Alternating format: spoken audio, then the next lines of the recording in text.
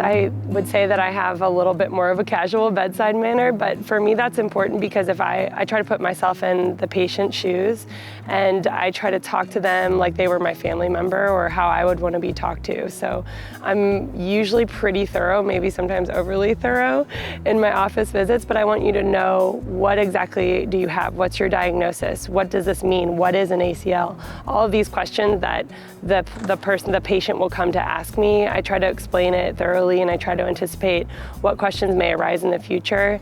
I'm really open about our conversations. I want my patients to feel comfortable with me. What I love most about being an orthopedic surgeon is taking care of a patient and seeing them through from injury when they're really low.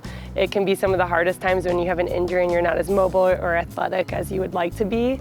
And I get to, do a surgery, fix them, see them through it, and eventually see them return to their sports. And that's the most exciting thing for me to be a part of. It was a really easy transition for me to go from a college athlete to now taking care of athletes because I understand how important it is to play, to be on the court, to be active. Even now, I am the weekend warrior that I referred to earlier. So, being that weekend warrior, I don't want to lose my mobility. I want to try to stay active as I possibly can. So I can relate with the athletes in a very direct way. And I think that helps. I think that makes people feel more comfortable.